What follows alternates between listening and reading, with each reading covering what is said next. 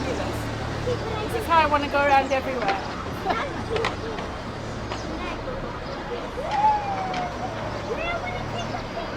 For me, it was a question of just getting the cameras and sneezing.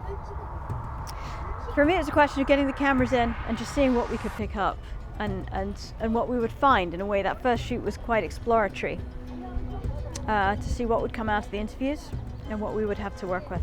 I love working with my wife and partner, Shamim, who's the director. I love what she does. I like to support and encourage her vision. And I also like to share what we go through with as many people as possible.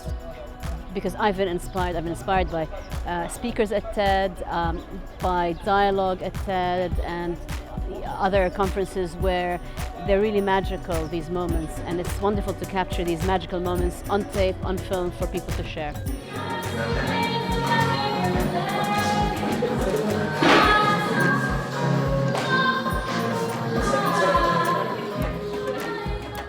What I love about directing is the sense of possibility. I think the sense of possibility of endless stories, of having a vision that you can get many people, ideally many people, to have an input in. Admittedly, on the documentary, the input is primarily from me and my assistant cameramen, who are my sons, Ethan and Luca, and my wife, Hanan.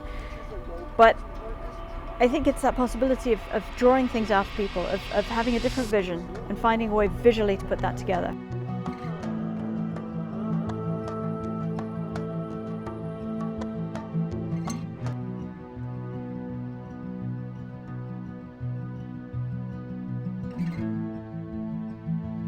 Dealing with this whole shoot has been, in the words of Hanan, my wife, drama, drama, drama. Because of course you're in a conflict zone. You're traveling with a Palestinian, with an Israeli, it's a pretty explosive, and cameras. I mean, these three things together are kind of an explosive combination that most people here get edgy when they see. So when we first came into the airport, Hanan was interrogated. She was asked what she was doing here, did she have family here? When they discovered she was Palestinian, she was taken off for further questioning. It was a little rattling, I have to say, before we even got here to deal with that kind of thing. Besides the standard drama that we've had, the first time around we were going around East Jerusalem, the old city. We almost lost both our boys in the market. We couldn't find them for a while we were busy shooting, like really good mommies. And now, on our second trip, we almost lost Luca and Ethan to a major push trolley cart, which just came zooming down at us. So that was a hairy moment. When we were going in to see Old Jerusalem, which is what's laid out behind me, absolutely stunning. We went to go see the Dome of the Rock, and as we were going in there, I had, it's a small camera, but it's a big old camera bag, and I guess it looked a bit threatening in some way. And I had one of those sort of CNN reporter microphones, and that got confiscated, and they then started looking over the rest of the bags, and Hanan started gesticulating and yelling in Arabic, and in the meantime I sort of sloped off with the bag and got in. But it was that kind of thing. Things getting confiscated doesn't thrill me as a filmmaker, because you wonder what's going to be next, and if you don't have a camera, you're at a slight disadvantage when you're trying to make a film. Just a little.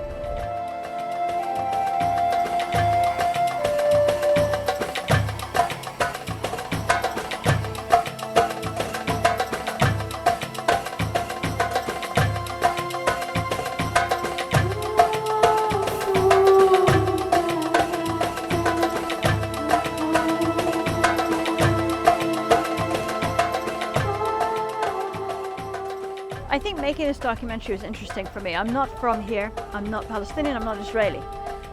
I'm a human being and I'm a filmmaker, and for me those were two qualifications enough, because I think what's exciting about this documentary for me is it tells very human stories.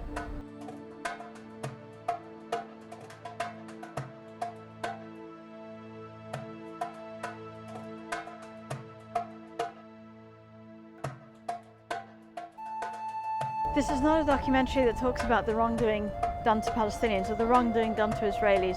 That's a huge part of it. I don't know if you can hear me with the mosque call to prayer in the background, which is the call to lunch for all of us in the film industry.